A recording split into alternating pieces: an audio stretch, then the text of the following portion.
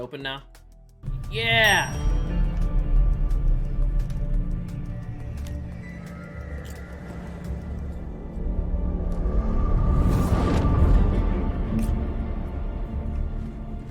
What's this, ESO DLC?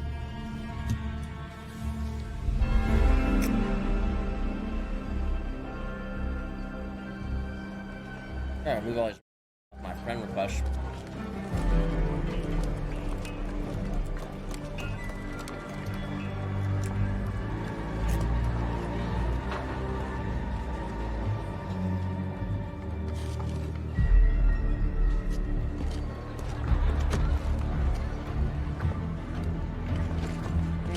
Why'd you make it so obvious you were following him?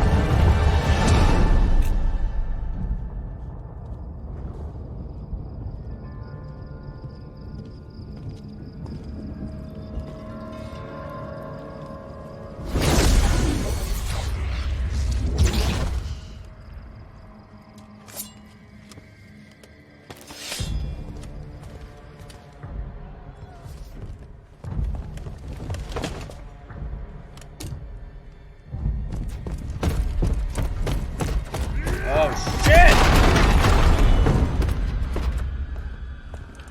That door's probably heavy as fuck.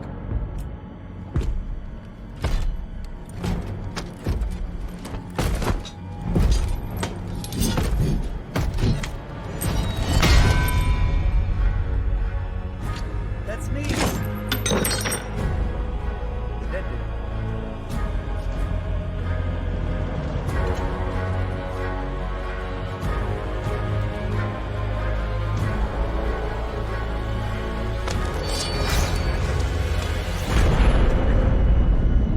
Interesting.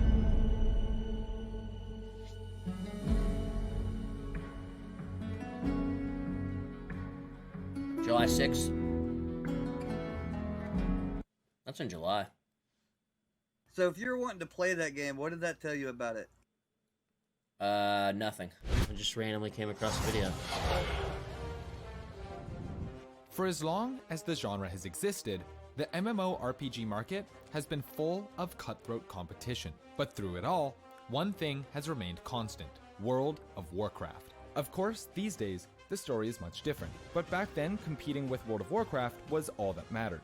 While every now and then, a new MMORPG is touted as the next quote-unquote WoW killer, none have been able to actually get the job done.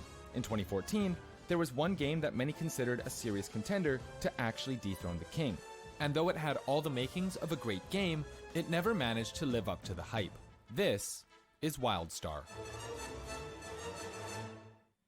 Wildstar was an MMORPG created by Carbine Studios, a company founded in 2005 by 17 former members of the original World of Warcraft development team. The game began production that same year, but was only announced to the public in 2007 as an unnamed MMO project. Later that same year, Carbine was acquired by NC Soft, a South Korean company known for its distribution of MMO series like Guild Wars and Lineage. While this was key in potentially helping the game reach a wider audience, it may have done more harm than good, as later on, some anonymous Carbine Studio employees revealed that the production supervisors imposed their vision of the game on the developers and drastically changed the product from what they may have once intended. Despite these issues, the game officially released on June 3rd, 2014 to mostly positive reviews, and a decent starting player base of around 450,000 players, and in the process, earned $28 million in revenue. The strategy of many MMORPGs at the time was to try and replicate the success of World of Warcraft by making games that were similar. You have a formula that works, why try and change it? Wildstar didn't take this route. And that's one of the reasons that many had high expectations for it. As Jeremy Gaffney, the executive producer and design director for the game, said in a Reddit AMA, quote, "We just crunched for 6 years. We want to do anything but WoW. But at the end of the day, we do what is fun. We're not trying to be different for difference's sake." This was a message that remained true for many aspects of Wildstar, starting with the engine that the game was going to use. While most game developers will stick with the popular ones like Unity and Unreal Engine, Carbine decided to go against the grain and make their own, simply titled Engine. Obviously, this was incredibly ambitious for the first game of a brand new studio, but Steve Moret, the lead software engineer of Carbine, felt that the whole team was both prepared and excited for the challenges, saying, quote, "Back in 2005, we knew we had a few Isn't years that taking of on R&D too time, much? so we evaluated a few off-the-shelf engines, and while these engines would let us show off some fancy graphics in year one, they didn't look like they'd scale to our needs 5+ years later. We decided to spend a majority of our work homebrewing the correct solution for each problem. It was obvious to me from day one that the entire team already knew what we were signing up for. In fact, most were excited and overjoyed to try and start over, this time not making the same mistakes that might have been made before. This was the foundation More for grab the a water. cartoony, stylized, sci-fi themed MMO I do like that focused around style. the idea of I do allowing like players the to experience animation. the game in a I don't know very about the in-game individualistic animation. manner. This was done through an additional leveling system called paths. When creating a character, players would choose one of 4 paths: soldier, explorer, scientist, and settler. These paths were based on the Bartle player types, which is kind of like a political compass, but for gamers. The paths unlocked extra content catered to the style the player chooses, giving unique bonuses and rewards in the process. Although it may have been a good idea on paper, the system wasn't quite fully developed on launch, and felt sluggish, especially when combined with the game's slow leveling system. While this particular mechanic was pretty Like, underwhelming, co-op, the combat system had the opposite effect. One of the main kinda like highlighted Borderlands, and but significant you gotta, like, advertised not die. features was Wildstar's telegraphing it's combat over, right? system. Typical MMOs use what is called tab target. No. World of Warcraft is a perfect example of co-op. this, where most of your attacks automatically go to the enemy. I think and you there's don't a really need PvP to thing aim for at it, though. It's been a regular part of MMOs for quite some time, and allows those who are less mechanically gifted or don't have very good internet connections the opportunity to participate in combat.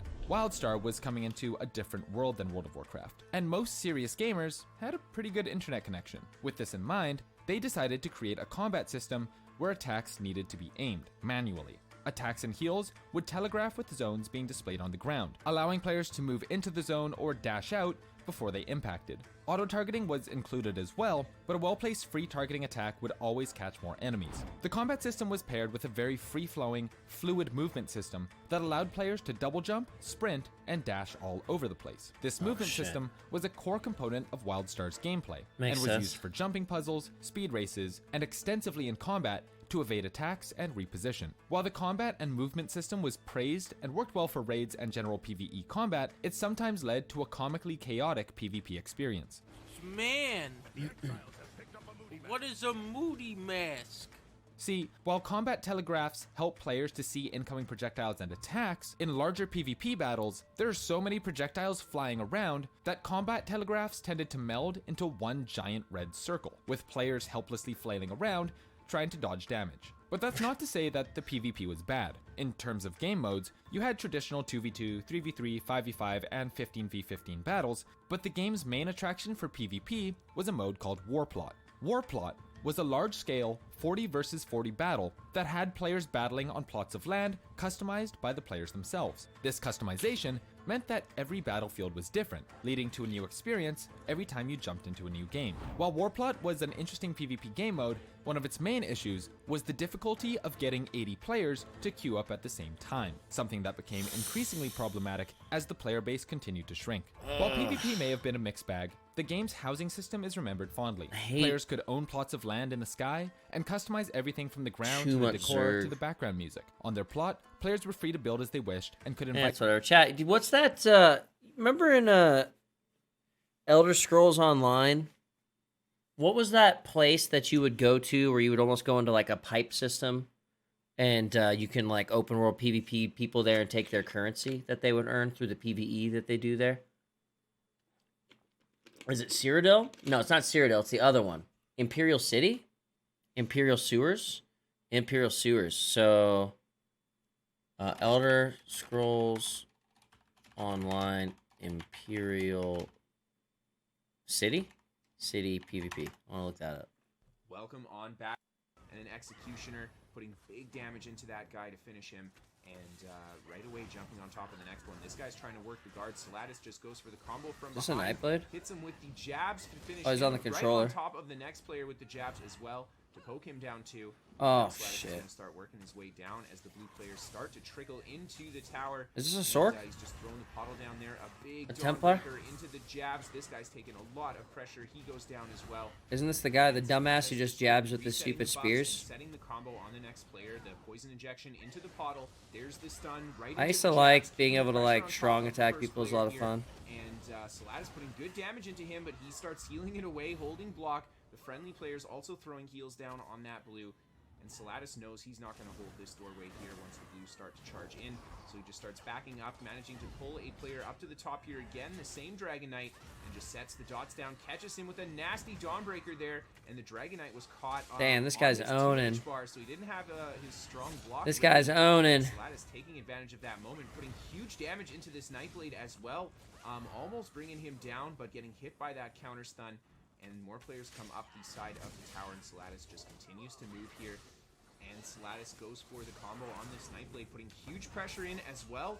And the enemy Nightblade just surviving the end of the puddle there, managing to get the heals in time and shading to safety.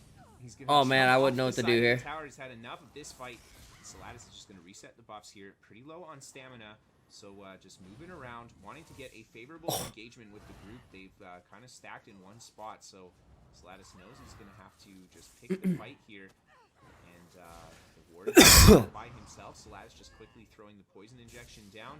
A lot of garbage up top there. There's the negate bubble. I think Salatus just Oh, is a man. little cautious, not wanting to Oh, defend that. man, he just Catching destroyed that guy. Ward with a nasty stun right away, just finishing him off with the combo. This guy here caught not paying attention after that incoming stun. Salatus quickly capitalizing with the Look at jabs this dude there. just destroy Right away everybody. Moving on to the next target here. Big pressure on this guy. He just survives the puddle, and Salatus just soaking up the Valken Scoria there, making sure to keep the heals down. Oh my And, goodness, finishing dude. That guy with the jabs finally. Uh-oh. A lot of pressure from the blue as they swarm him at Oh, the he bottom went here. back. He did the Salatus little is running reset. really well with the ultimate, and there's still a lot of blue in this tower. And it looks like there's also a red Dragon Knight hanging around in the back too. And Salatus It's crazy how strong you can get if you put in the time on this game and you're playing that type of Cyrodiil. Like if you're not playing scaled Cyrodiil, right? You're playing just the fucking normal one. You can 1vx the fuck out of people. And if you're good, obviously, like this guy, don't get it twisted. You get to be good. This guy's fucking good. The werewolf looking like he wanted to go for that res there, but right away going for pressure on Salatus. There's the Dawnbreaker, the jabs, the end of the puddle. Beautiful combo to bring the wolf down. And he decides not to stick around up there. I think that's a good This is call. Elder Scrolls Online, yeah. Group again, just charging in as a unit. I wonder how hard it would be for me to get back into it. Player just overextending again. Salatus trying to go for a bit of damage. Or even if it's Nightblade coming good. from behind. So it's a bit of an ambush. Salatus right away going up to the top here through the group, forcing the turnaround as they tried to charge on his position there. And there's the werewolf jumping. Your on top BGs of were this nuts. right Yeah, I now. had a lot of fun in BGs. I had some good runs. Up the staircase, lots of great kite maneuver, just keeping these guys at base so he does not get piled on by them. And this guy goes right off the edge. Salatus is just going to set down the dots here. Got a good opportunity. Huge Dawnbreaker into Just the remember jab. why you stopped, Wolf because goes the lag. down. That's not why I And, stopped. Salatus has got his body here to defend. That's not why I And stopped. I think this is in a good I position. stopped because I He just got definitely kind of do bored some and I work didn't know here. what to Just do starts anymore. dotting up the Dragon Knight. Kind of thought like Big my damage builds with the were, jabs you there. know, The about Dragon to be. Knight not I didn't know how to do expecting any that other amount of builds damage. or Almost getting want caught to do by any the other puddle, but builds. managing I was to pretty make it happy into with the what I lock did, and kills there. I wasn't very strong Salatus still, just so. gonna kite around the top here. There were only 2 players on the body there, so hopefully nobody picks it up. Salatus able to get a great extend. The real overextend problem is the from this guy animation there, cancel. It's hitting not a him with problem. the javelin into the jabs to bring him down. What people too. do. He's just gonna check the back of the tower again. Unfortunately, this guy did manage to get rezzed, and look at that. Goes out the end of the tower. Salatus hits him with the Dawnbreaker, and that is that. Now, for our next fight, we have got Santana bringing us some Stamina Nightblade gameplay. Stamina himself Nightblade, at huh? his keep, and he's got the I'm the Emperor on opposite. I'm the top of squishy him. Nightblade who The, just pops out Dragon of Knight stealth and chasing tries to down kill the people in Emperor, one so it's shot. the Emperor and Santana taking a lot of pressure from this group. Managing to get a kill as that player takes a lot of fall damage off the end. Fantastic shade up to the top. Huge combo on that guy there, just canceling with the roll as well. I don't think he managed to get the kill. I didn't see the AP tick coming Oh, out. That was shit, you're very dead. Close, and a massive gank on this guy. Big connection with the ultimate. This next player taking a lot of damage too. He just kind of holds block and panics, and just a couple pokes. Santana finishes him off right away, going into stealth, moving on to the next target. And this guy is kiting around. He knows that Santana's on top of him. Doing a good job just trying to defend against the incoming attacks. Santana's keeping up the pressure here. Now a lot more yellow players jumping on top here. Santana. Oh, dude. Seeing these guys attempt the I hate the lightning motherfuckers. And Santana decides not to stick the combo out right away, just shading to safety, setting down a new shade. He's going to come back up around the corner. A lot of yellow players. Oh, this guy plays with his shade. And right away finishing off the player that just got res there. When you get res, you have very low resources. So Santana taking advantage of that to catch that guy in a bad position. But look, the entire yellow group's up there. That guy's just going to get res again. Santana knows. Just playing it safe down here, actually putting a little bit of damage into the guard. I like that. The negates the guard can throw out can definitely be annoying if you're by yourself out here. And Santana goes for a open on the Emperor there with the surprise attack. Not putting a lot of damage into that guy, unfortunately. And just a lot more kiting here, just trying to find an open player. But as soon as Santana pops, This guy's just running around the whole shebang. These guys are throwing down. Just be very, very careful with positioning. And Santana decides to jump off the edge. We've got the shade at the top. Let's see what yellow decides to do here. Kind of a little bit of an awkward maneuver. Santana just shades right back up, gets behind this guy. A huge stun there into the spectral arrow. Massive damage and bringing that guy down. Huge combo on this next player there. Beautiful executioner, and he finishes him off as well. And another beautiful combo on that player. The surprise attack into the bash, following it with the executioner, stunning him, of course, while he's attempting to go for that res. And now it's just the Emperor, and he tries to res these guys. Oh no, it's the Emperor and one other player. Santana putting huge damage into the Emp there. But unfortunately, that was probably the best chance he might have right now to bring the Emp down. And Santana desperately trying to prevent the reses from happening here. The Emp is just committed to it, slowly picking them up one at a time. Excuse me. And, Yeah, you get the point. Pretty fun. I like ESO PVP. Good stuff. Good times. And annoying times. Don't get me wrong.